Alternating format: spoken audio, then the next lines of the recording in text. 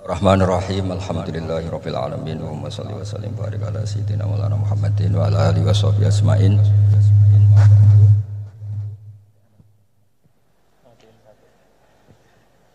Alhamdulillah nih ngaji bareng juga, enggak ngerti polanya juga. Ya, yang terhormat nih wonten Bapak Rektor, wonten Mas Zainul Masdi, wonten Ketua Badan Wakaf Swarsono Muhammad sedanten saya hormati. Ini katanya untuk bahagia. Jadi saking pentingnya untuk bahagia itu sampai Allah itu kadang ngendikan hal yang enggak penting, tapi menjadi penting karena untuk bahagia. Jadi kalau Allah tanya Nabi Musa ketika ketemu dipanggil itu, wa ma tilka biyaminika ya Musa, yang kamu bawa itu apa? Padahal ketika dipanggil itu kagetnya bukan main. Misalnya pegawai UI dipanggil rektor itu kagetnya bukan main. Bawaannya rektor itu mesti nyalahkan. Mesti pikirannya orang itu mesti ketua badan wakaf ya sama. Mesti mau negur atau apalah. Nah, bawaan orang dipanggil atasan tuh grogi, maka Allah ngendikan yang rileks. Kamu bawa apa? Gitu. Yang kamu pegang tangan kanan kamu itu apa? Masa Allah tanya sekedar gitu kan karuan. Wong kita manusia aja tahu yang dibawa Musa itu apa tong? Kok Allah malah tanya? Banyak analis, banyak mufassir, banyak ahli hakikat yang berpendapat Allah itu menghilangkan groginya Nabi Musa. Sehingga tanya yang ringan. Jadi saya mohon ini pimpinan di sini juga kalau tanya anak buah yang ringan-ringan. Wes sarapan. Jadi kalau sosokan disiplin itu bukan sunnatullah, saya jamin itu. Apalagi tanya saya, kenapa Gus terlambat? Mulai saya, pulang saya. Tuhan yang Tuhan saja sebaik itu kok rektor sama badan wakaf kok sekeras itu gitu. Jadi ini bukan gojlok supaya jadi orang yang dekat Allah gitu. Jadi ditanya, wa ma tilka biyaminika ya Musa? Kamu bawa apa ke sini? Yang di tangan kanan kamu itu apa? Nabi Musa jawabnya ya lucu ya sederhana. Ini tongkat Gusti, ini tongkat tak pakai menggembala kambing, tak pakai ini itu. Bisa masih bilang dan lain-lain. Kayak laporan keuangan tuh, kalau susah nerangkan itu dan lain. Terakhir ditutup waliya fiha ma'arifu ukhra, dan masih ada lagi yang lain di depan Allah. Kamu lapor audit di badan wakaf, diterima enggak laporan lain tadi? Ini teman saya lama ini. Saya di UI itu sudah lama, cuma inginnya dikenal Allah, tapi sekarang malah dikenal rektor. Aduh repot agak. Saya dulu dari anak Profesor Zaini itu mulai 2000, tahun 2000 dekat sekali dengan sering ke rumah saya, ke kontrakan saya karena diskusi tafsir. Dan saya ikhlas sekali tidak ingin dikenal rektor badan wakaf siapapun. Karena keluarga saya itu, bapak saya itu wali. Jadi kalau wali itu kepinginnya dikenal Allah. Tahu-tahu diturunkan derajatnya disuruh kenal rektor, kenal badan wakaf. Jadi ini ada pemakhlukan. Ya, ada pemakhlukan. Turun dulu baru naik. Ya. Jadi saya artinya gini, saya di sini itu sohibul bait. Jadi tadi Mas Masdi itu keliru kalau nanti saya ngisi, saya ini sohibul bait, nanti yang ngisi ini. Maksudnya seperti itu maksudnya. Karena tuan rumahnya saya Pak Warsono. Ya, ini tamu ya. Tapi ternyata pemakhlukan itu penting. Di dalam ilmu tafsir diantaranya itu dikenal namanya tanazzulatul maulah. Allah itu menurunkan martabatnya. Allah sebagai Tuhan tentu tidak pernah menghutang kita, tidak pernah merasa dikasih karena semuanya itu milik Allah. Tapi Allah untuk memotivasi orang amal itu ngendikan Allah, man dzalladzi yuqridu waha qardan hasana. Siapa yang mau menghutangi saya? Allah itu tentu tidak butuh hutang kita, karena kan semua milik kita itu milik Allah. Tapi supaya orang termotivasi amal, merasa superior, merasa heroik, saya mau menghutangi Allah, saya mau menolong Allah. Padahal Allah huwan nasir, Allah ni'mal maula wa ni'man nasir. Tapi Allah mengistilahkan dirinya intan suruwaha, jika kalian menolong Allah. Wahal yahtaju ilan nasri, tentu tidak, Allah tidak butuh pertolongan kita. Tapi itu tanazzulan. Allah yang Tuhan saja menurunkan derajatnya untuk komunikasi dengan manusia. Artinya kalau saya makomnya sudah fana kenal Allah, saya juga ikhlas turun derajat kenal rektor gitu. Jadi itu insya Allah tidak masalah. Gitu. Ben sampean pernah dengar ilmu hakikat itu memang gitu. Jadi saya ini memang sudah sering cerita ke Pak Fajar, Pak Sadeli, Pak Junaid.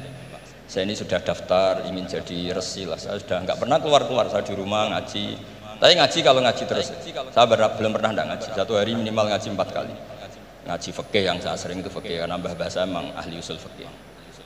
Dulu pertama Profesor Zaini melibatkan saya ini cerita ke Mas Majdi itu gara-gara beliau itu profesornya itu sastra, adab, di Al-Azhar itu adab.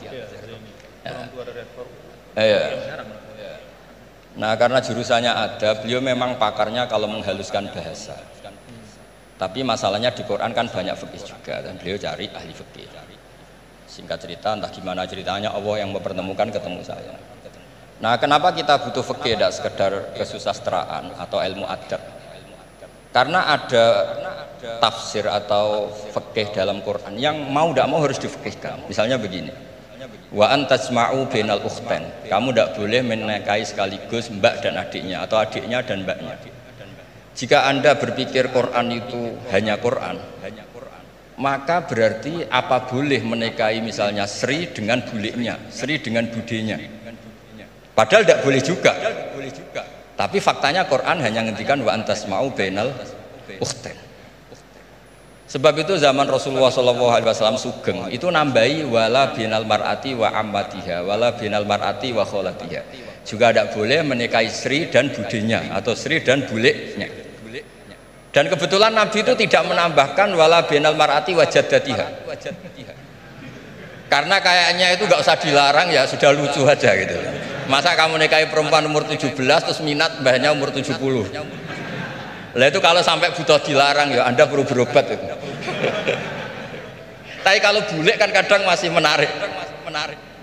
Orang-orang kayak gini itu misalnya nikah umur 17, buliknya cantik umur 30, minat enggak? Jadi artinya butuh dilarang untuk tidak minat itu butuh dilarang. Tapi kalau mbah, nah ngono kok ditakon. Ini pakarnya. Ini tetangga saya orang Bojonegoro, dulu benderanya Profesor Zaini. Artinya andai kan tidak ada usul fikih ini mimbabi itlaqil ba'di wa iradatil qul. Meskipun usul fikih itu yang menginduk ilmu balaghah, ilmu ini itu. Jadi Allah menyebut bainal ukhtain artinya diganti bainal mahromain. Jadi ukhtain itu ibaratun atau itlaqul ba'di, yaitu ukhtain mewakili kata mahromain. Dua perempuan yang punya hubungan mahram tidak boleh dinikah bersamaan untuk orang-orang yang poligami.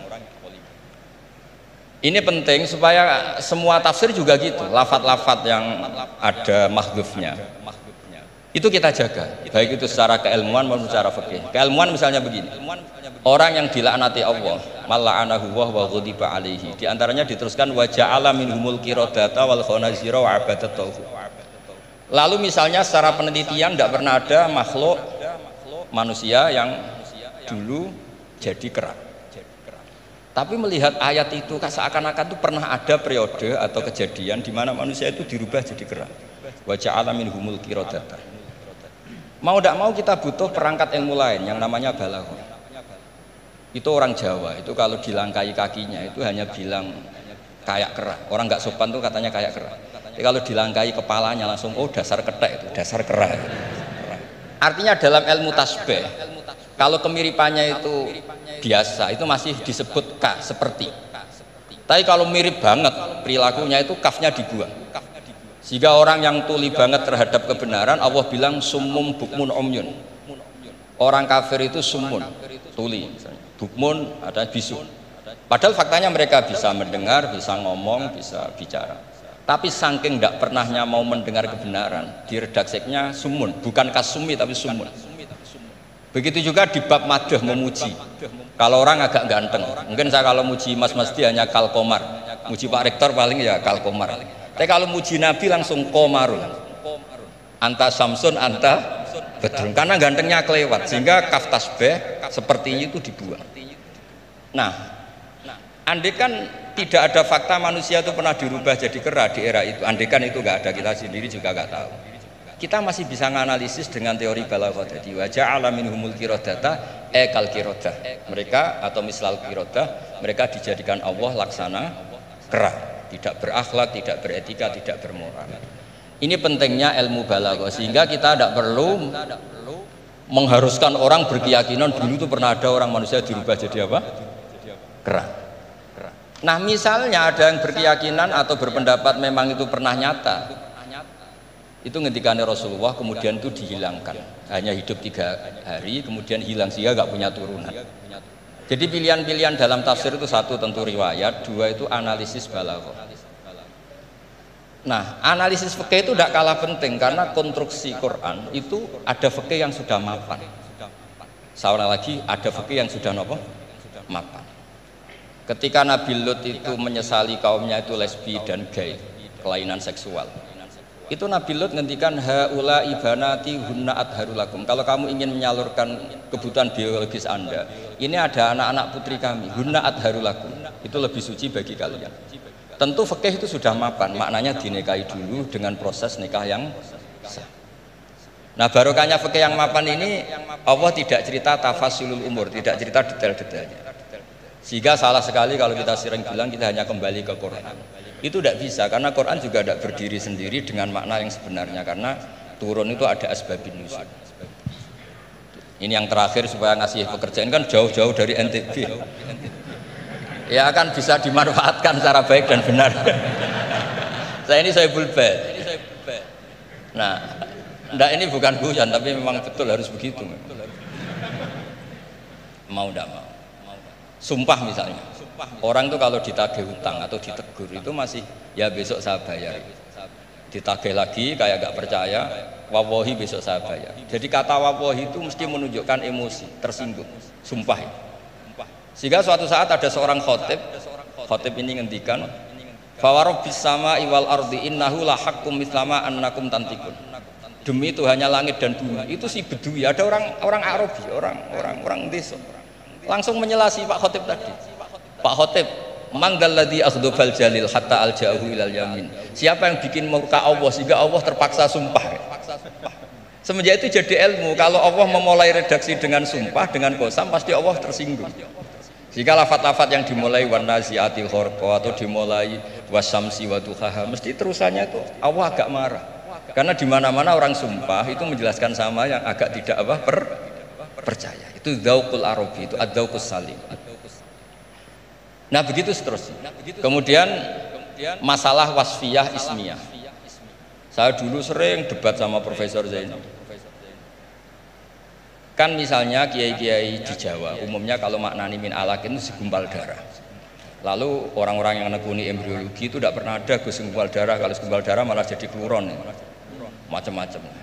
Katanya Quran itu mesti benar, ini ada segumpal darah. Kata saya segumpal darah itu bahasa Indonesia, Quran itu bahasa Arab, tidak akan ada itu di Quran, kata saya. Tapi ada yang bilang segumpal darah, ya tetap aja itu enggak Quran. Yang Qurannya min alakin, segumpal darah itu bahasa Indonesia, Quran tidak ada yang bahasa Indonesia, kata saya.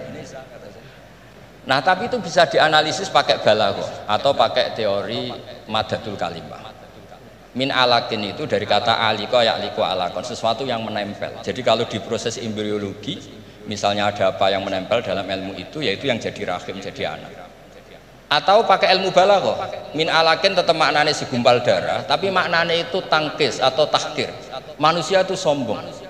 Padahal materinya sama yang sekarang jadi sama dengan materi yang sekarang jadi segumpal darah, yaitu kita yang seperti ini materinya ya sperma, segumpal darah yang seperti itu juga materinya sperma. Kok kamu sombong? Materi kamu sama dengan materi min alakin.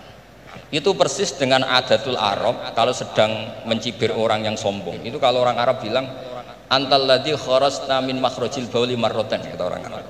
Kamu adalah manusia yang keluar dari jalannya kencing 2 kali. Keluar dari penis lelaki ya lewat jalur kencing, keluar dari ibunya juga lewat jalur kencing. Supaya orang nggak sombong itu orang Arab bilang antal ladzi kharajta min makhrajil bauli marratan.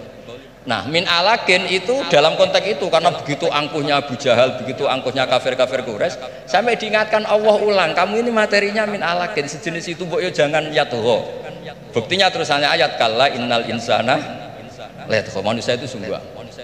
Ya niki pun deal ya, jenengan harus sepakat. Saya ini Sohibul Bait sama Pak Warsono sama Pak Rektor. Ini tamu yang diundang untuk ceramah tafsir. Kalau ndak berarti asawaha wa rasulah. Nggih, monggo Mas Wadi.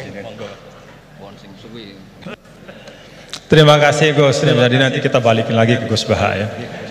Tapi Gus, jadi begini, tadi beliau menyampaikan kan beliau ini min sulalatil aulia ya, jadi kakek beliau itu adalah para aulia. Jadi aulia itu muhimmahnya itu adalah dikenal Allah gitu ya. Nah, kemudian beliau bilang bahwa Tapi takdirnya sekarang masuk UI ini pengen dikenal Allah, malah justru turun jadi dikenal rektor katanya.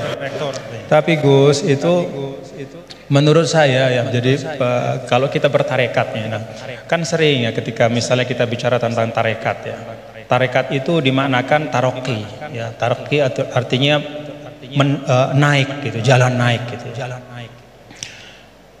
Akhir zaman nih, Gus Bahaya dan bapak-bapak ibu, mungkin kita perlu juga bertarekat dalam makna tadani, ya, turun. Jadi tarekat bukan hanya jalan naik, tapi juga jalan turun. Karena bagi orang di akhir zaman ini, kalau hanya tahu jalan naik dan tidak tahu jalan turun, itu repot. Ya. Apalagi Pak Rektor dengan Kepala Badan Wakaf ya, atau para pejabat gitu ya, tahu jalan naik saja tapi nggak tahu jalan turun gitu ya. Jadi kalau belajar tarekat hanya ingin jalan naik gitu, tapi nggak pernah belajar jalan turun, itu biasanya dekat-dekat turun tuh galau. Ya, jadi galau, bingung gitu gimana cara turunnya gitu. Dan memang dulu saya pernah naik Gunung Rinjani juga ya Gus ya, waktu masih muallimin dulu, masih sanawiyah aliyah. Itu saya rasakan betul gitu bahwa naik gunung itu menantang, ya, sangat menantang. Bahkan Gunung Rinjani itu ada masa di mana di tengah-tengah itu ada namanya Bukit Penyesalan gitu. Kenapa Bukit Penyesalan? Ya udah nyesel di situ gitu. Mau balik udah jauh, mau terusin juga masih jauh sekali gitu di depannya. Itu Bukit Penyesalan, baina. Tapi ternyata turunnya itu jauh lebih berat. Jadi kalau kita naik itu kan mengandalkan kekuatan otot ya, keluarkan energi untuk menggerakkan. Kalau turun itu kita menggunakan energi untuk menahan, dan itu jauh lebih berat. Ya, jadi menahan pada saat turun itu jauh lebih berat daripada ketika menanjak ya. Dan ya pada waktu itu ya saya kena musibahnya pada saat turun gitu ya. Jadi artinya memang bahwa dalam kehidupan ini kita belajar naik dan juga belajar turun. Jadi tarakat itu taroki wa tadani gitu ya. Dan kalau sudah turun ada masanya juga naik. Jadi Gus Baha tadi kenal rektor, nanti kenal kepada Allah lagi, balik lagi kepada niat semula insyaallah. Nah, saya ingin sampaikan nih, beliau tadi sedikit sekali ya, dalam waktu yang sangat singkat, tapi itu menyampaikan hal-hal yang sangat penting ya. Saya nggak tahu nih, dipahami nggak apa yang beliau sampaikan tadi nih? Dipahami nggak? Mulai balaghah, kemudian madah. Ngerti nggak madah itu? Madah itu apa? Madah itu pujian-pujian. Bagaimana turuku ta'bir, ya, asalibut ta'bir. Bagaimana orang Arab itu mengungkapkan ya, perasaan mereka, mengungkapkan harapan mereka. Ya. Bagaimana mereka memilih diksi-diksi dalam komunikasi mereka, itu mewarnai Al-Quran. Jadi beliau ini tadi ketawa-ketawa, ya bapak-bapak juga ketawa-ketawa semua dia. Tapi yang disampaikan itu sudah bahan kuliah buat dirosat ulia itu, buat pasca sarjana itu. Ya, jadi alhamdulillah. Nah, silahkan nanti dielaborasi masing-masing. Tapi yang ingin saya sampaikan begini, ada catatan saya terhadap apa yang beliau sampaikan. Pertama, apa yang beliau sampaikan itu menegaskan ungkapan wa'tul buyuta min abwabiha. Masuklah ke rumah melalui pintunya. Kalau kita ingin belajar Al-Quran itu ada jalannya, ada pintunya. Tadi beliau sudah sampaikan, ada tafsir Al-Quran bil Quran, ada riwayat, kumpulan riwayat ya. Bahkan Al-Quran juga menegaskan sebagian satu sama lain itu saling memperkuat, saling membantu. Jadi kalau kita misalnya bertanya-tanya, wa man a'rada an dzikri fa inna lahu ma'isyatan dhanka wa nahsyuruhu yaumal qiyamati a'ma. Kata zikri itu maksudnya apa gitu? Karena kata zikr itu kan dalam Al-Qur'an luas ya. Apakah zikr itu adalah zikrullah, subhanallah, alhamdulillah, wala ilaha illallah, sehingga ayat itu artinya siapa saja yang berpaling dari mengingat Allah maka hidupnya akan menjadi sempit, akan sumpek, akan resah. Atau zikri di situ maknanya adalah Al-Quran ya.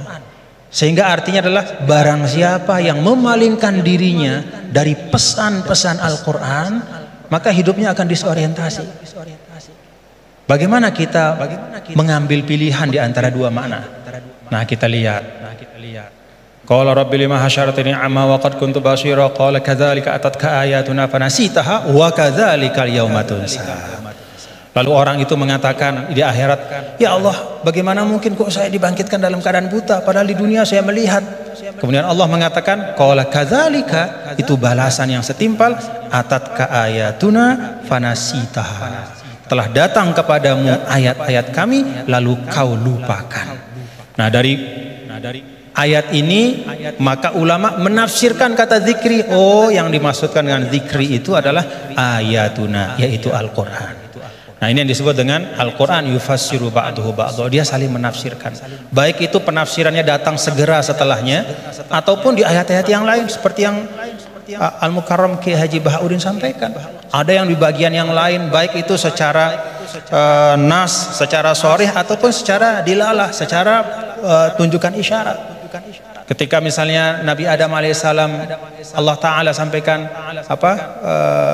Fatalaqa Adam min rabbih kalimat. Allah Ta'ala memberikan, Adam menerima dari Tuhannya kalimat. Fataba alaih. Dengan sebab kalimat yang dia ucapkan itu, Allah ampuni dosanya, kekeliruannya. Apa kalimat itu? Oh, ada di ayat yang lain. Rabbana zalamna anfusana wa illam taghfir lana wa tarhamna lanakunanna minal khasirin. Itu pintu memahami Al-Quran. Tadi Gus Bah bilang sampaikan, ada pintunya. Baik itu pintunya adalah riwayat-riwayat dari Al-Quran, dari hadis juga beliau sampaikan tadi. Al-Quran nggak dibiarkan sendiri oleh Rasul, tapi didatangkan hadis untuk menyempurnakan. Bahkan ketika dulu ada orang yang mengatakan ini bukan zaman sekarang, zaman dulu sekali. Ba'das sahabah, zaman tabi'in. Saya lupa, mungkin Gus Bah yang ingat riwayatnya secara persis. Ada yang datang kalau tidak salah kepada Al-A'mash, seorang imam besar namanya Al-A'mash.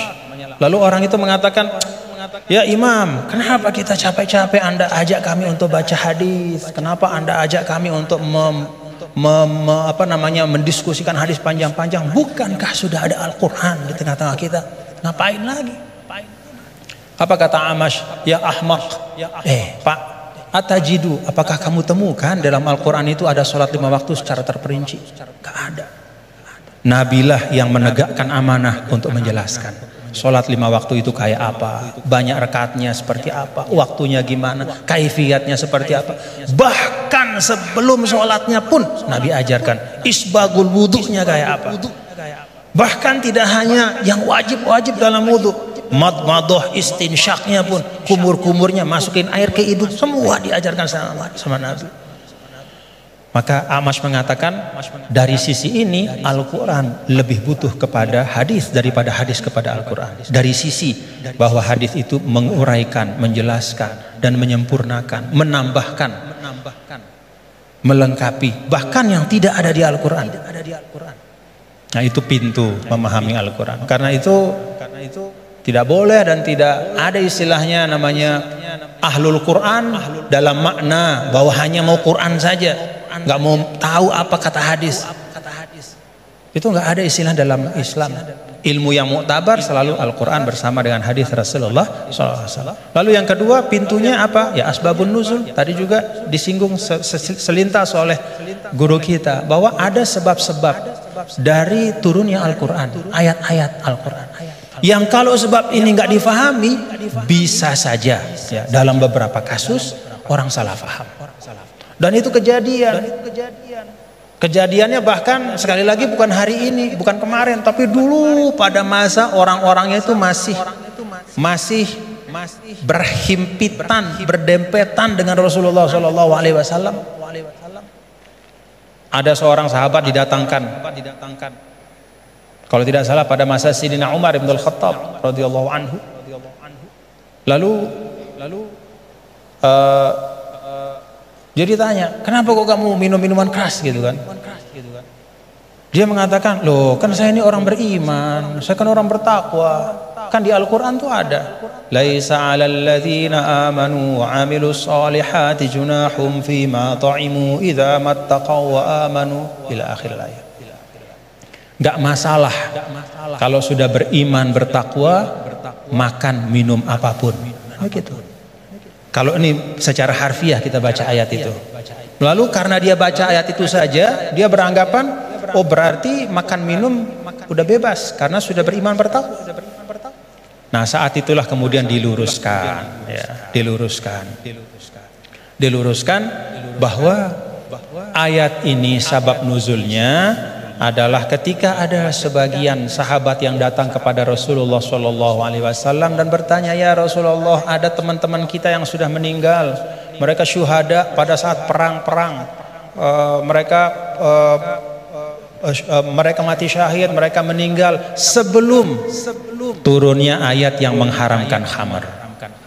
Bagaimana nasib mereka ya Rasulullah? Padahal mereka meninggal dalam keadaan masih minum khamar. Jadi meninggal ya masih minum karena memang belum turun pengharaman. Maka turunlah ayat ini menjelaskan. Oh, kalau memang orang nggak tahu, belum ada taklif kepada dia, nggak dosa. Nah, sebagian ulama kemudian menarik ayat ini juga ke masa sekarang. Ya. Kalau misalnya ada di tempat-tempat tertentu, misalnya ada katakanlah dakwah Islam masuk ke suatu negara misalnya, lalu para dai itu menyampaikan tentang tauhid, menyampaikan tentang rukun iman. Baru disampaikan tentang rukun iman, rukun Islam, kemudian orang itu dia bersyahadat, dia baru sholat, lalu dia meninggal dalam keadaan dia masih minum khamar. Pada saat belum dijelaskan oleh dai itu bahwa Islam mengharamkan khamar. Bagaimana hukumnya dia gitu? Dia masuk orang baik apa gimana? Oh enggak, berarti dia tidak terkena ya kepada kewajiban untuk menjauhkan diri dari khamar karena memang belum dijelaskan. Nah karena itu kita bapak-bapak saudara-saudara kita berlapang-lapang lah seperti yang guru kita sering sampaikan, kita berlapang. Jangankan pada masa sekarang, pada masa dulu saja ketika masa Imam Ghazali, apa kata Imam Ghazali? Ini tentang dakwah. Kata Imam Ghazali, menurut saya ya, Ahlur Rum ya, orang-orang yang ada di daerah-daerah yang berjauhan, jauh dari pusat Islam. Dan karena itu dia tidak dapat pesan Islam. Dia nggak ngerti Islam itu apa. Atau Islam itu sampai tapi fi wajhin musyawash, bentuknya udah nggak benar. Ya. Disinformasi tentang Islam. Maka kata Imam Ghazali, orang itu menurut saya hukum mereka adalah sama seperti hukum ahlul fatrah. Jadi nggak bisa kita mengatakan misalnya orang, mohon maaf, orang di belahan dunia Skandinavia misalnya di negara-negara yang jauh gitu, kemudian kita hukumkan wah mereka itu adalah orang kafir, mereka itu mukhallat finnar. Belum tentu, kecuali setelah kita pastikan bahwa cahaya Islam sudah sampai dalam bentuk yang sebenarnya dan mereka menolak dengan kesadaran. Itu namanya kufur. Al-juhud, menolak dengan kesadaran. Kalau sesuatu itu nggak sampai, dia mau nolak apa? Atau kalau sesuatu itu sampai tidak dalam bentuk yang benar, dia nggak salah kalau nolak. Misalnya hari-hari dia dapat berita Islam agama teroris, misalnya nih dari medianya, itu aja yang dia konsumsi. Kita nggak punya dai ke sana karena nggak ada kita yang menguasai bahasa Skandinavia misalnya. Nggak ada yang ngerti bahasa Finland, maka kita nggak pergi ke sana. Kita di sini saja di Indonesia, lalu kita hukumkan orang di sana di mana-mana hanya karena dia tidak la ilaha illallah Muhammadur Rasulullah berarti kafirun mukhalladun finnar. Enggak, belum tentu. Kata Imam Ghazali, bisa jadi itu ahlul fatrah. Nah, dengan itu maka kita lebih tenang di dalam berdakwah, tidak mendahulukan memvonis seseorang, sekelompok orang, tapi tausilud dakwah yang kita utamakan, menyampaikan itu yang diutamakan. Nah, tadi beliau menyampaikan itu tentang sabab nuzul. Dan yang ketiga yaitu ma'rifatul lughatil arabiyyah, itu pintu. Jadi pintunya itu yang pertama adalah riwayat-riwayat baik dalam Al-Quran, ayat-ayat Al-Quran maupun hadis, kemudian juga ijma' sahabat. Yang kedua adalah sabab nuzul kita faham, dan yang ketiga itu mengerti ya masalikul Arab, ya bagaimana cara orang Arab bicara, karena itu juga sangat mewarnai bagaimana Allah Ta'ala ya menurunkan kitab suci Al-Quran. Dan alhamdulillah bapak-bapak, saudara-saudara, kalau kita ada ketekunan, ya ini teman-teman semua ya, kalau ada ketekunan, ya seperti sekarang kita bisa menikmati ya. Kalau dulu misalnya apa yang disampaikan oleh Gus Baha itu hanya bisa dinikmati oleh para santri. Ya, di pesantren-pesantren itu pun dalam halakoh-halakoh yang terbatas. Tapi alhamdulillah berkat UII ngaji bareng kita bisa menikmati hari ini mutiara-mutiara dan keindahan Al-Quran. Alhamdulillah. Saya balikin lagi kepada Gus Baha sebagai Sahibul Bait.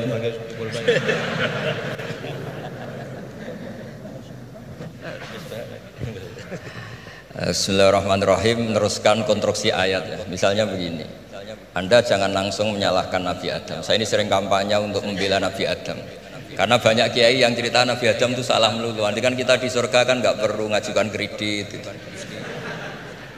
nggak perlu punya istri cantik yang minta ke mall, karena kelebihannya bidadari itu cantik, tidak minta belanja.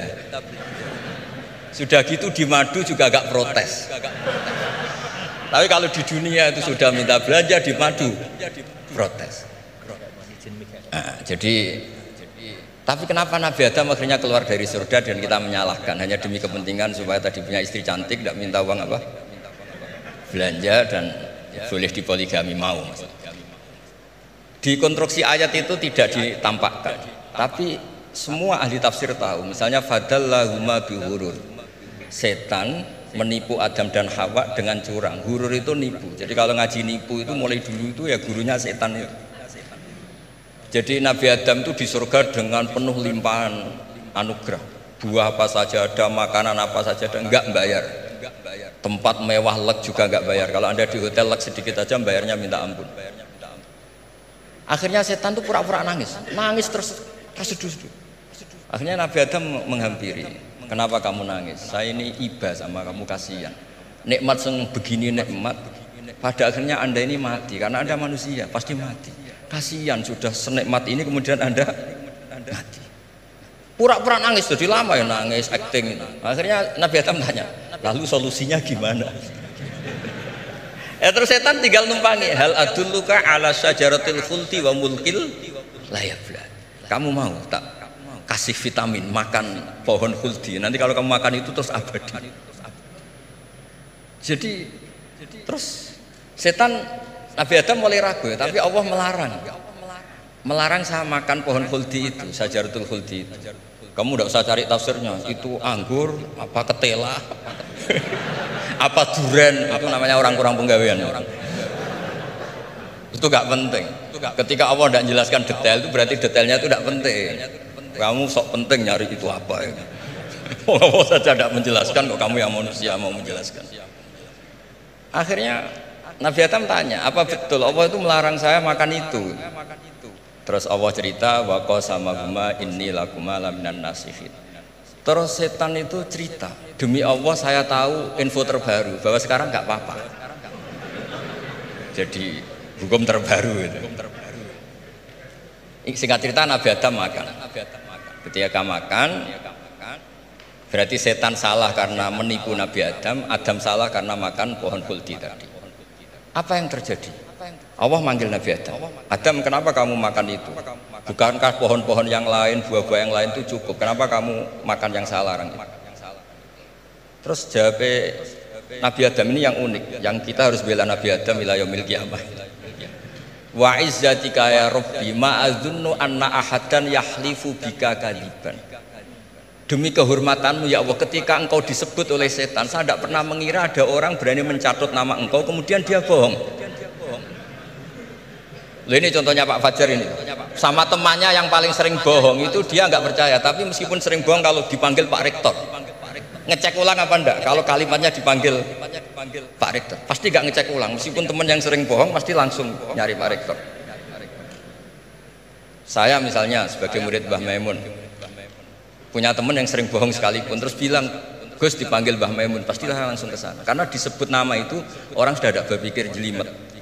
Ketika engkau disebut ya Allah, saya tidak pernah ngira ada orang mencatat nama engkau kemudian dia bohong, sehingga Allah itu haru sama Nabi Adam. Makanya Nabi Adam itu diusir. Ini meneruskan ayat yang dibaca Mas Majid tadi, diusir tapi disangoni. Dam, secara prosedur hukum kamu harus saya usir karena kamu melanggar, tapi tak sangoni. Lucu kan? Tak sangoni. Kamu baca ini ya. jadi unik. Makanya ayatnya fatalaqqa Adamu mir Rabbi, bukan kreasinya Nabi Adam. Kalimat itu bukan kreasi Nabi Adam, tapi hadiah sama Allah. Ini Kamu secara laturan tak usir, tapi tak sangoni, ini dibaca nanti. Tapi Nabi Iblis tidak disangoni, karena memang dia penipu betul. Sudah gitu akting pura-pura nangis, pura-pura ini itu. Jadi benar-benar penipu ulung. Makanya sekarang pun kalau penipu itu memang harus sopan, harus nangis. Itu cara untuk itu. Karena sanatnya penipuan memang begitu, sanat awalnya memang begitu. Pura-pura nangis terus pura-pura itu. Jadi itu memang cara paling efektif untuk apa? Nipu. Ada sanatnya. Nah, lalu kenapa ada hadis mangqala la ilaha illallah dakhalal jannah? Ini terakhir terus nanti Mas Masdi ngendikan terus doai sekalian. Perintah Sayyidul Bait, bukan permintaan, perintah.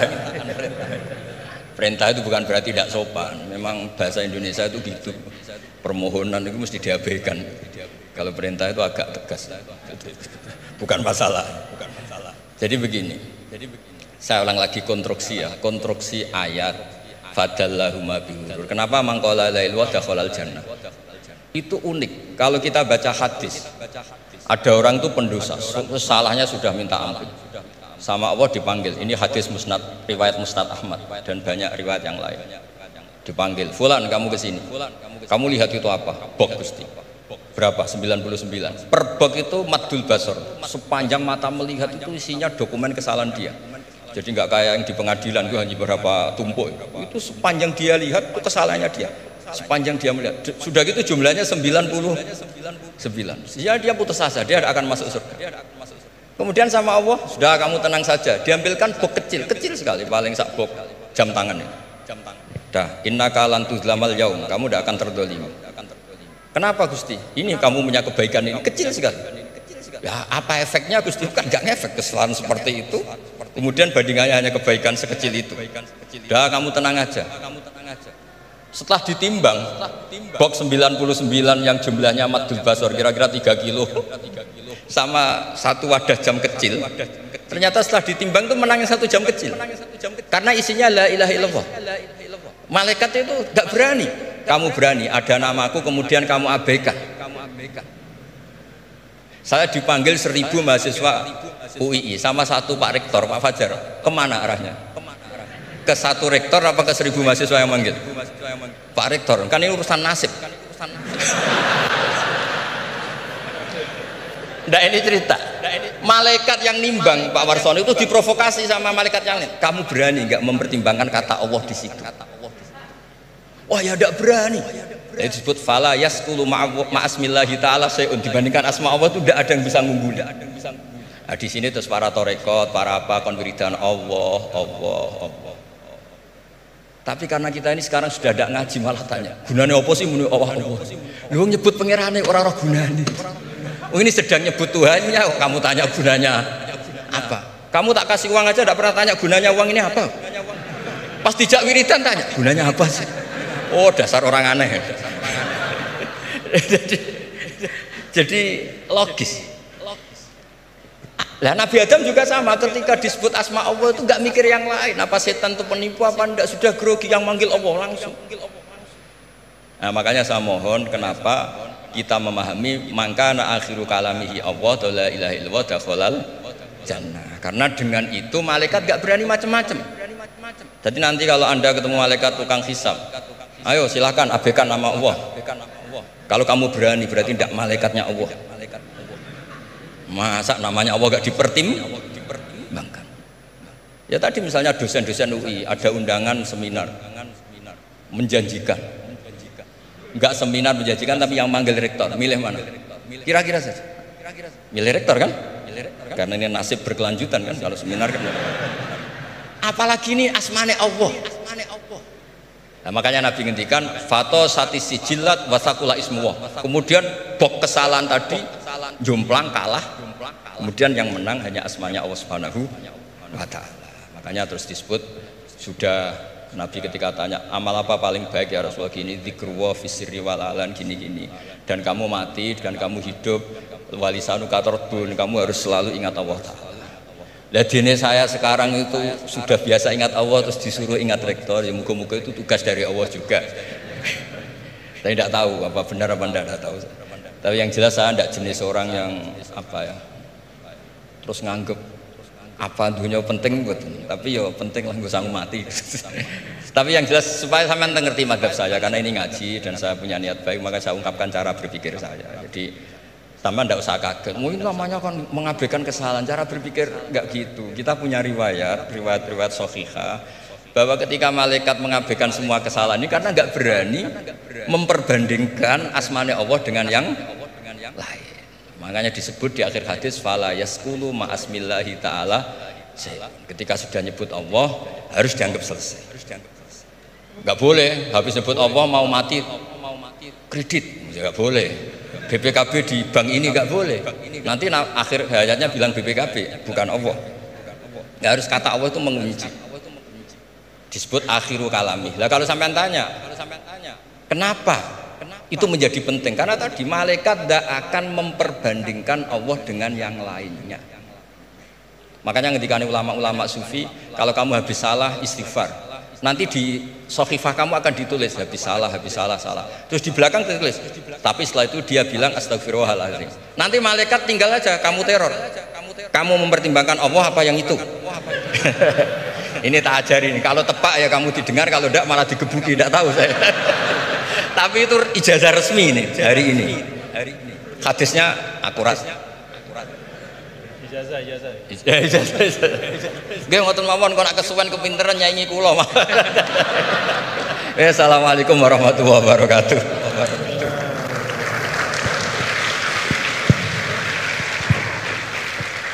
Terima kasih karena saya diminta untuk mengakhiri, ya saya ingin menyampaikan dua hal saja. Pertama, saya garis bawahi yang beliau sampaikan baru, bahwa kalau Allah tidak berepot-repot ya dan tidak mendetil-detilkan sesuatu, ya berarti itu tidak terlalu perlulah ya. Jadi jangan kita sok merepot-repotkan diri ya mendetil-detilkan sesuatu yang Allah Ta'ala justru tidak detilkan.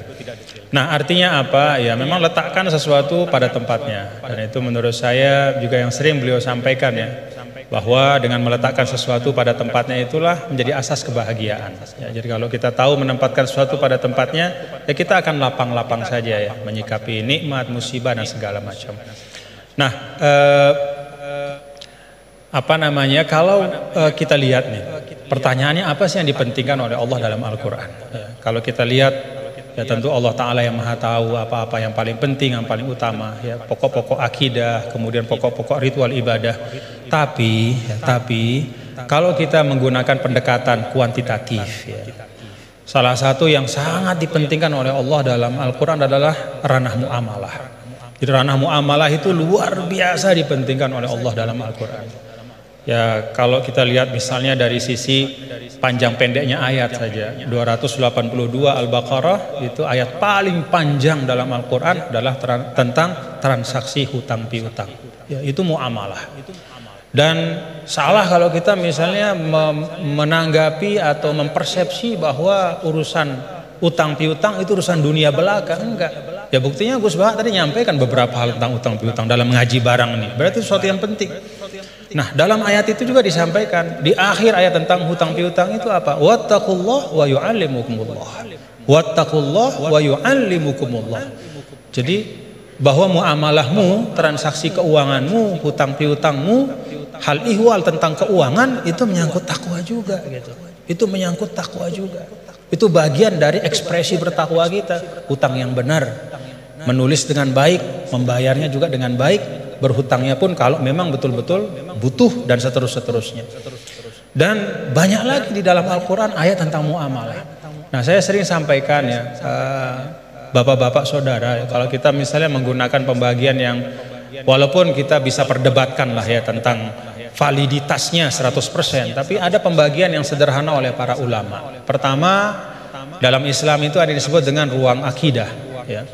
Yang kedua ruang ritual ibadah, dan yang ketiga adalah ruang muamalah. Semuanya itu tentu dalam makna semuanya hidup adalah ibadah, tapi kalau dibagi ruang akidah itu terkait dengan rukun-rukun iman kita, keyakinan-keyakinan pokok. Itu sifatnya tauqifi, nggak boleh dikreasikan. Jadi apa yang Allah Ta'ala sampaikan, yang berikan ya seperti tadi disangoni Nabi Adam, fatalaqa Adam bil kalimatin fataba alaih. Ya Rabbana zolamna, ya itu sudah sangon dari Allah. Ya iman itu ya kayak begitu. Kita disangoni, diberikan, ditegaskan, dibatasi. Lalu ritual ibadah juga sama, sifatnya tauqifi. Nah, pada saat muamalah itu sifatnya beda. Sifatnya itu ijtihadi ibada'i. Jadi sifatnya itu kita dikasih prinsip oleh Allah, ruang muamalah kehidupan ini, namanya sosial, politik, budaya, ekonomi, ya, kita diberikan prinsip, tetapi perinciannya itu diserahkan kepada kita. Bagaimana kita memprosesnya supaya bisa menghadirkan kemanfaatan dan kemaslahatan untuk semua tanpa menghilangkan prinsip-prinsip itu. Nah, jadi kalau kita dalam konteks misalnya yang beliau sampaikan tadi, ya semua hal-hal yang ada ini selain daripada akidah dan ritual ibadah itu kan muamalah. Maka prinsipnya adalah kita saling melengkapi gitu. Dan saling mengisi dalam kebaikan.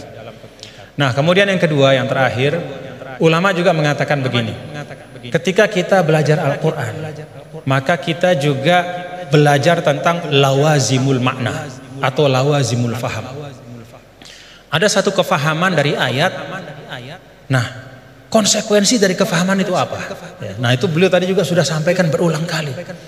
Kalau kita misalnya, ini satu ilustrasi saja. Ya ayyuhalladzina amanu idza qumtum ilas salati faghsilu wujuhakum wa aydiyakum ilal marafiq wamsahu bi ru'usikum wa arjulakum ila akhiril ayah. Wahai orang beriman, kalau ingin masuk ke dalam solat, hendak solat, maka ambil air wudhu, basuhlah muka dan seterusnya sampai akhir ayat. Secara fikih, ya, tadi beliau mengajarkan kita, secara fikih ini tentang kewajiban kita berwudu dengan prosesinya. Tapi ada lawazim dari ayat ini. Apa lawazim dari ayat ini? Kalau kita bicara wudu, kita bicara sumber daya air.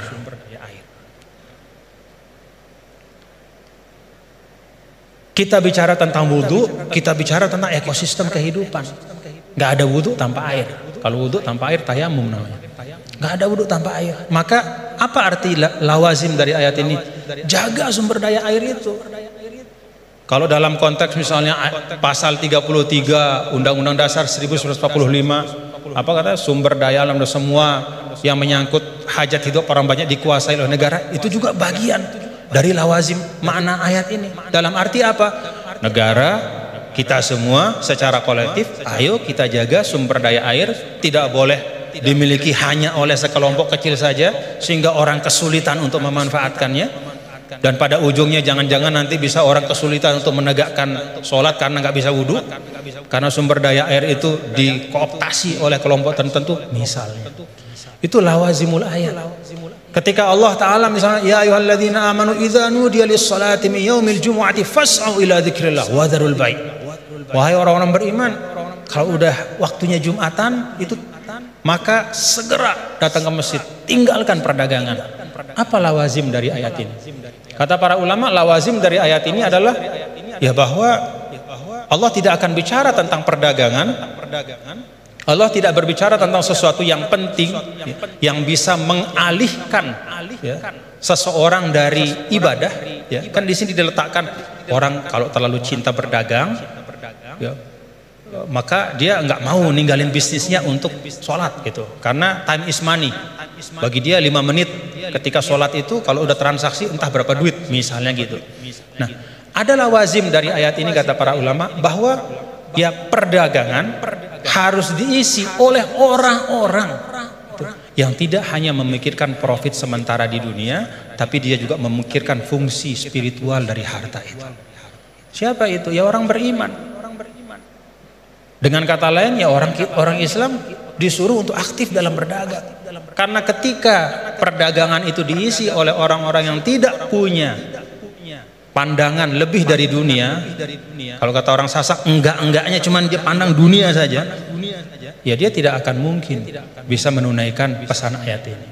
Jadi ayat ini bisa ditunaikan pesannya adalah oleh orang-orang yang ketika dia hidup di dunia beraktivitas di ekonomi, ya, membangun kapital, membangun bisnis, tapi pada saat yang sama dia juga meletakkan itu semua menjadi bagian dari ibadahnya kepada Allah.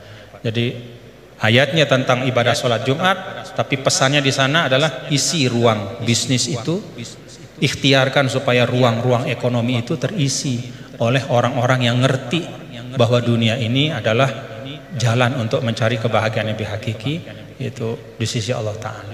Jadi itu dua hal yang mungkin saya ambil dari beliau tadi. Kita pentingkan apa yang memang penting, dan yang kedua kita pahami ayat itu tidak hanya dari sisi teksnya, tapi dari konsekuensinya di dalam kehidupan kita. Terakhir bicara tentang sanad. Nah, saya ada satu hal, kalau saya pertama kali saya ketemu sama Gus Baha, melihat beliau ya. Ada nggak bapak-bapak, saudara-saudara melihat dari beliau yang beda? Ciri khasnya.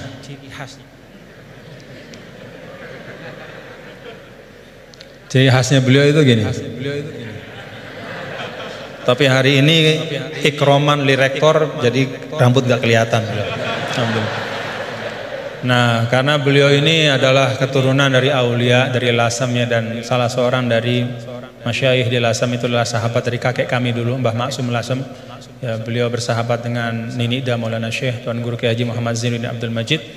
Itu biasanya perilaku Lasem itu ada sanatnya gitu ya. Jadi saya lagi mikir-mikir, ini naruh topi begini tuh ada sanatnya nggak boleh. Kita mau tahu dari beliau ya. Ala kulli hal, bapak-bapak saudara, terima kasih Gus atas ilmu-ilmunya dan silaturahim kita pada pagi hari ini. Mudah-mudahan bisa terus bersilaturahim dalam kebaikan, dan kita doakan beliau selalu disehatkan, diafiatkan oleh Allah Subhanahu wa taala. Ya, cara gampang buat kita mendoakan diri kita itu doain orang lain ya. Itu resep yang paling gampang. Jadi kalau kita doain diri kita ini kan belum tentu terkabul. Tapi kalau kita doakan orang, malaikat yang mengaminkan doa kita dan mengatakan untukmu seperti yang kau doakan. Jadi kalau resep supaya dapat sesuatu, doakan orang lain dengan sesuatu itu. Kita doakan mudah-mudahan Gus Baha sehat walafiat dan kita semua diberkahi Allah Ta'ala. Wallahul muwaffiq wal hadi ila sabilir rasyad wa huwal muwaffiq ila aqwamit thariq. Nunas maaf apabila banyak khilafan, kekeliruan. Assalamualaikum warahmatullahi wabarakatuh.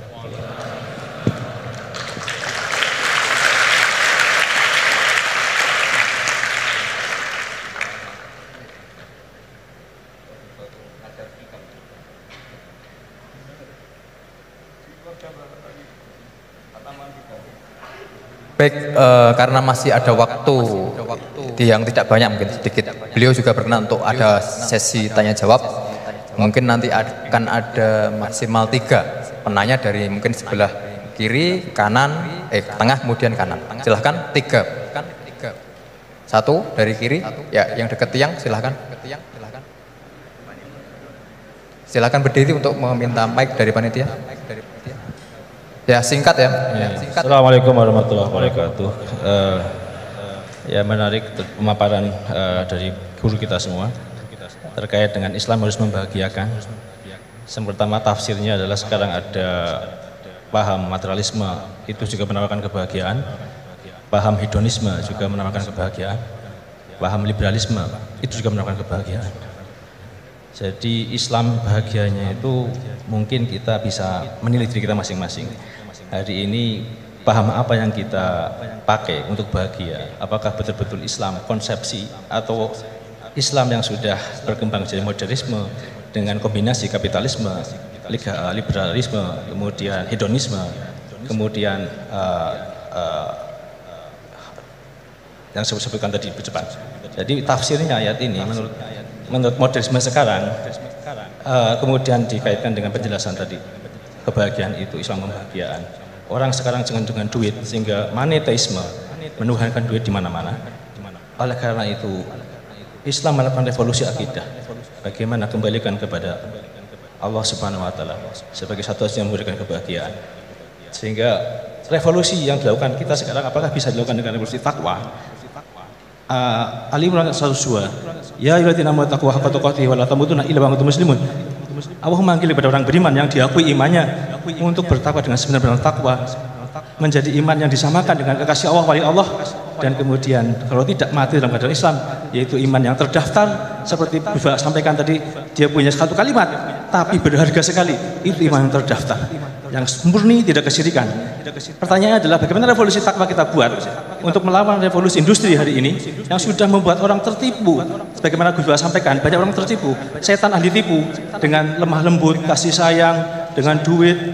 Ya, sehingga bagaimana kita menghadapi tipuan-tipuan dunia seperti sekarang lewat revolusi takwa yang kita buat dan bagaimana bentuk konkretnya metodologisnya. Mungkin itu saja. Terima kasih. Assalamualaikum warahmatullahi wabarakatuh. Waalaikumsalam. Berikutnya penanya kedua dari tengah. Tengah. Oh ya, silakan Mas Pade.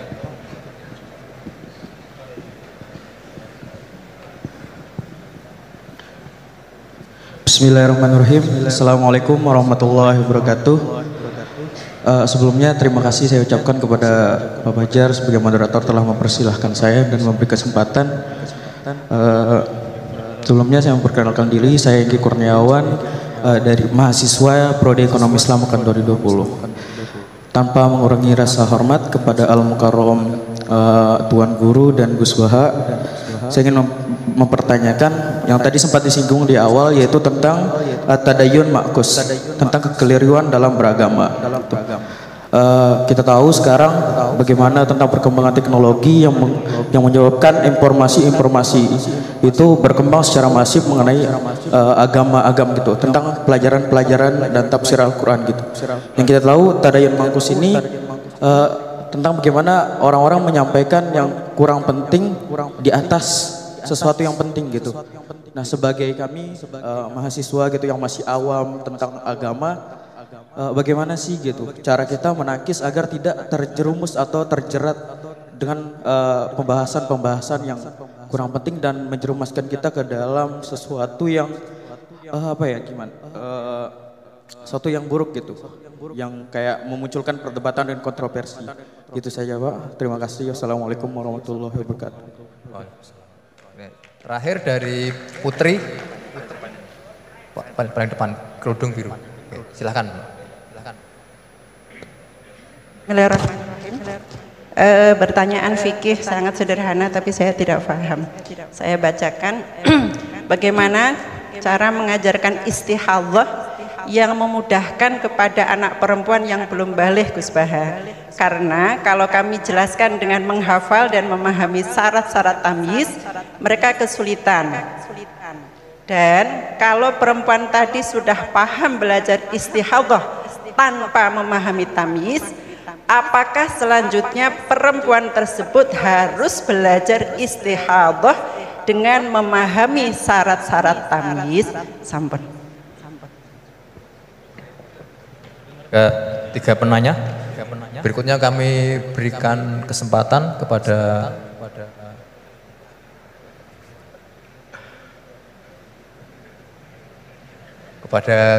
Gus Baha untuk menjawab.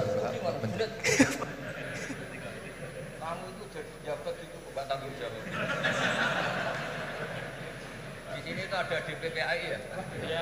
Coba terang singkatan DPPAI, ben ngerti ben ono.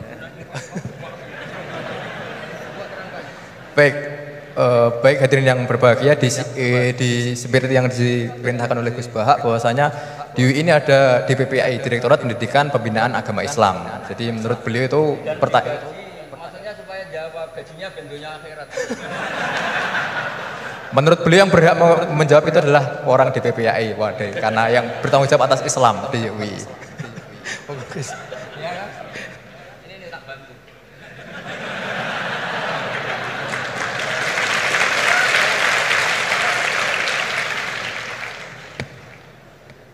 Jadi harusnya kan sudah tugas, mandat, ada SK-nya, ada fasilitasnya. Kalau gaji itu kayaknya kasar fasilitasnya.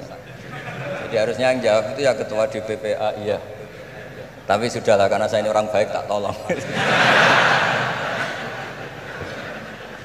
Begini ya, jadi perspektif Islam atau taqarrub ilallah itu mulai dulu itu orang mau tidak mau subjektif, tapi hukum pokoknya sama. Misalnya orang mencintai Allah, ada yang saking mencintainya itu tidak pernah nyebut Allah. Ada wali itu mencintai Allah tidak pernah nyebut Allah, karena dia takut ini nama sakral, jangan-jangan dilecehkan. Imam Malik itu pernah ada seorang pengemis datang, ya Imam Malik saya minta uang. Imam Malik jawabnya itu, saya tidak punya uang, baru tidak bawa uang, juga tidak punya uang. Kamu besok ke rumah saya atau nanti ke rumah saya, tak kasih uang. Terus diberi nasihat sama temennya. Halla itu mbok ya Anda ngomong razaqakallah. Ya, semoga Allah memberi rezeki kamu. Jawabnya Imam Malik itu apa? Saya masih hafal teksnya. Fa ana ujillu ismallahi ta'ala an askura indaman yakrohu sama'ahu, ada yang baca sima'ahu walau dimna jumlatin. Saya tidak mau nyebut nama Allah pada orang yang nggak suka nama itu, meskipun tuh hanya secara apa itu eksplisit. Artinya kalau dongak tahu serang di duit jaluk duit kayak itu kira-kira. Wong saya mintanya uang kok dikasih apa? Doa.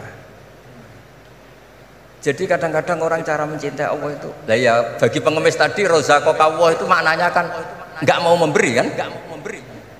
Doa tadi kan disimpulkan nggak mau memberi. Sama seperti kita di Jawa ada keponakan misalnya mau mondok pamit padenya, kata padenya, ya wis le tak sangoni selamat, ya sudah tak sangoni selamat.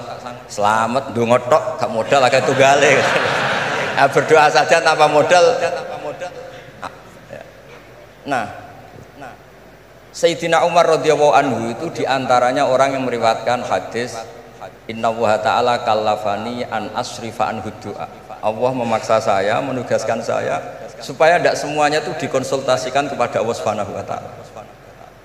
Sehingga banyak kiai kalau ada orang potongan rai mustajab, wajahnya itu tidak meyakinkan mustajab doanya. Iya saya ini miskin, utang saya banyak, nggak akan dijazahi disuruh doa atau duha atau baca waqiah.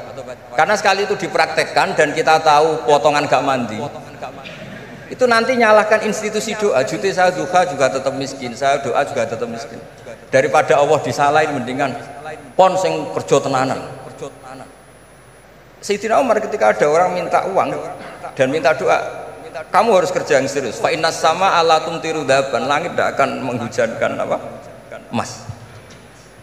Jadi di mana-mana mencintai itu ekspresinya macam-macam.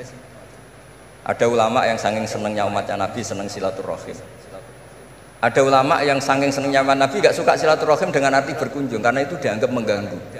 Teman kita punya anak, punya istri, kadang pas harmonis kita datang terganggu. Wong saya pernah dolan di orang, pas tukaran sama istrinya, itu berhenti dulu ada Gus Pak, nanti teruskan. Ternyata orang tengkar itu diganggu juga gak suka. Jadi tiket, cek, ono Gus Pak, kok terus Pak. Jadi ternyata orang bertengkar itu gak mau diganggu. Setelah itu tak tanya, tadi diteruskan tengkar aja, materinya lupa. Materi untuk nyerang istrinya lupa.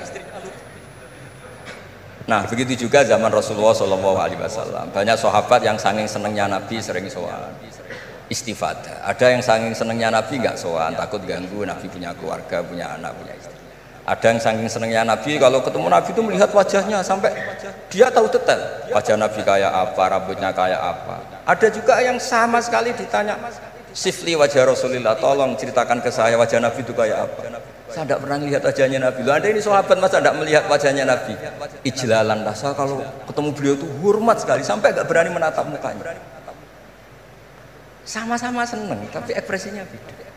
Saya kalau ngaji usul fikih di pondok saya sering cerita, fal yukrim doifahu, fal yukrim jarohu itu Islam hanya memerintahkan ikram, memuliakan. Tapi prakteknya beda-beda.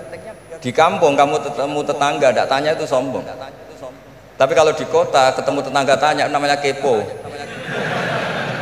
Dianggap ganggu privasi. Sama-sama maknanya ikram. Ibnu Abbas itu kalau sholat cepatnya bukan main. Katanya seneng Allah, munajat lah, kok seneng cepat, berarti gak begitu seneng. Tapi Ibnu Abbas kebalik cara tanya, kenapa kamu kalau sholat cepat? Setan nata-nata mau goda saya, ternyata saya selesai, jadi kecelik dia. itu juga ilmu. Ya artinya cara itu tidak usah distandarkan. Ya monggo lah, sementing ada sanadnya. Ada apa? Ada sanadnya. Ya saya seperti datang ke sini itu mungkin bagi Anda bagus. Wah Gus Pak kersorawo alhamdulillah. Jari santriku, waduh gak ngaji meneh diganggu wong UII. Jadi Anda statusnya bagi saya pengganggu. Nah, itu juga yang terjadi di tafsir. Wasab atin idza roja'tum. Ada pelanggaran tertentu di puasa itu Kafarohnya itu fasyamu salasati ayamin fil haji wa sab'atin idza raja'tum. 7 ketika kamu pulang. Itu kata Abu Hanifah, 7 hari ini boleh dilakukan di kawasan Mekah. Asal selesai haji sudah. Tapi bagi Imam Syafi'i pulang itu harus sudah sampai rumah. Sekarang saya beri pertanyaan, ketika Pak Fajar ini acara selesai, terus dia pamit saya pulang, Gus saya tak pulang. Bagi saya dia sudah pulang, meskipun masih di jalan. Tapi bagi istrinya, istilah pulang kalau sudah sampai rumah. Lalu idza raja'tum itu pulang itu menurut siapa? Mas Majdi nanti ketika sudah pamit di bandara, kita bilang sudah apa? Pulang. Tapi kata istrinya, belum. Sama-sama istilahnya wasab'atin idza raja'tum. Ada kiai itu tidak pernah mikir Islam sama sekali. Sebenarnya sama Islam bukan main, tapi gak tahu mikir Islam. Tak tanya Islam agamanya pangeran Gus, mbok pikir keliru. Ono sing duwe. Islam itu milik Allah, ya, mesti diurus sama Allah. Tidak usah kamu pikir. Allah sendiri nanti yang ngatur Islam. Ternyata saking tawakalnya nggak mikir. Ya ada juga yang mikir Islam semangat malah keliru saking semangatnya. Ya macam-macam. Sama-sama mencintai Islam. Coba kalau kamu seneng sama anak-anak, anak kamu main pakai motor atau pakai konten. Pilihannya 2. Kamu peduli, ayo kawal nanti kalau jatuh, ayo kawal sama pembantu ini nanti kalau jatuh. Itu ya bukti cinta. Ada enggak? Sembarno ae wis pinter. Anakku wis pinter, nak tiba tangi dhewe, anakku sudah pinter kan. Itu juga penghormatan pada anak. Jangan kira makna seneng itu harus terbentuk satu versi.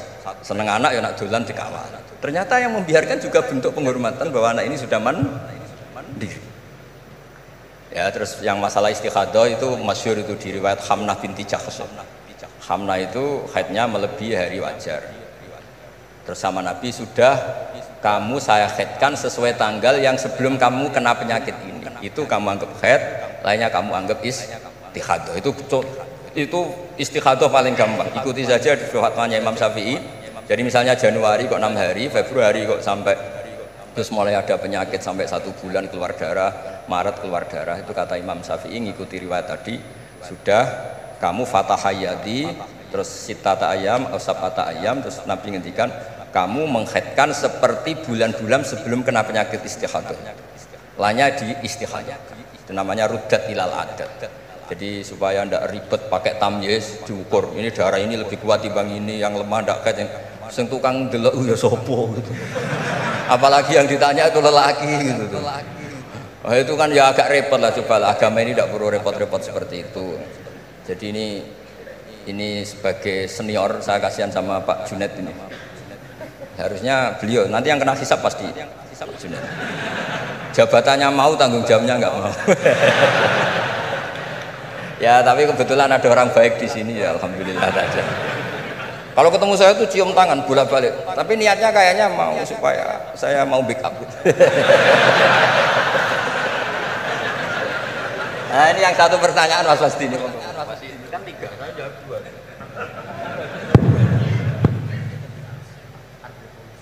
Harus revolusi teknologi efek di agama. Oh iya, ya sebenarnya kan perubahan-perubahan itu setiap masa terjadi ya. Ya kita menganggap perubahan hari ini perubahan yang paling penting ya karena kita hidup di dalamnya. Tapi bagi generasi-generasi sebelum kita ya perubahan yang terjadi pada masa mereka itulah yang paling penting gitu. Dan beragama kita hari ini ya itu kan juga sebagiannya dibentuk dari bagaimana para ulama kita dulu merespon perubahan-perubahan yang ada pada masa mereka.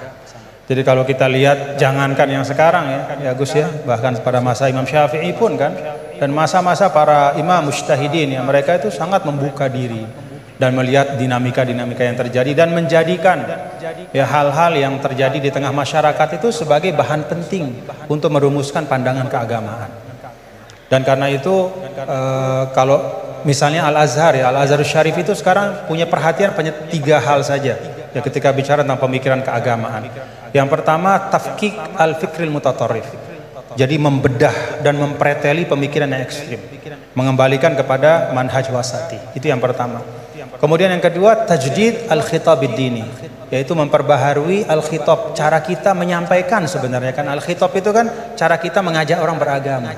Supaya cara kita mengajak orang beragama ini tidak membuat orang semakin jauh dari agama ya. Jangan membuat ya seperti tadi beliau sampaikan, bahkan Rasul pun hati-hati ya, ketika menjawab pertanyaan dari masing-masing sahabatnya. Nggak ada Rasul itu gebiah uyah. Ya pokoknya ini mentang-mentang ini sahabat saya semua, saya kasih satu patokan plek harus kayak gini. Nggak ada. Yang nanya tentang mana amal yang paling afdol dilihat oleh Nabi kan gitu Gus ya. Dilihat kira-kira oh ini ternyata orang yang kaya misalnya. Oh amal afdol itu paling banyak adalah berinfak, paling bagus. Dilihat kayak begini keadaannya macam-macam disesuaikan sesuai dengan mukhatabin. Itu Rasul. Ya, para sahabat juga begitu. Artinya apa? Beragama itu adalah sesuatu yang hidup. Tadayun itu ya taharruk, bergerak terus. Ya. Nah tadi disampaikan bagaimana cara kita merespon dalam situasi yang berubah seperti ini. Yang pertama yang nggak usah galau. Tadi beliau sampaikan agama ini milik Allah Ta'ala. Jadi kita jangan menggalaukan diri kita, menganggap diri kita lebih penting. Ya. Tidak ada manusia yang sangat penting sehingga dia tidak tergantikan dalam kehidupan kecuali para nabi dan rasul. Ya, siapapun itu, fungsinya pasti akan ketika sudah masanya dia pasti akan digantikan. Dan semua orang menunaikan tugasnya sesuai dengan kewenangan serta apa yang diberikan oleh Allah Subhanahu wa taala. Jadi tidak usah kita galau ya. Yang paling penting adalah menurut saya ya terus kita ngaji seperti ini untuk mendiskusikan hal-hal bagaimana kita bisa beragama masing-masing nyaman semuanya ya. Kita bisa beragama dengan nyaman, dengan tenang seperti tadi kata guru saya is'adul insan fid darain, supaya kita beragama dan kita bahagia. Ya, beragama bahagia ya, dan itu memang pesan dari Islam. Adapun isme yang disampaikan tadi yaitu ijtihad manusia saja. Ya hari ini kita kan begini, umur biologis kita kan pendek 60-70 tahun. Maka isme yang tumbuh berkembang di tengah-tengah kita hari ini kita anggap sebagai sesuatu yang sangat penting, ya, sesuatu yang merupakan pencapaian luar biasa hebatnya. Tapi kalau kita letakkan diri kita di dalam spektrum sejarah yang panjang, maka itu hanya bagian dari ijtihad yang manusia ya. Sehingga menurut saya tidak perlu kita kita istilahnya apa ya, seakan-akan isme itu akan menggantikan Islam. Enggak, itu ijtihad manusia. Besok akan ada isme baru, tapi al-Islam ya'lu wa la yu'la alaih. Islam akan tetap tegak teguh insyaallah. Mudah-mudahan kita berada di dalamnya, bagian dari itu.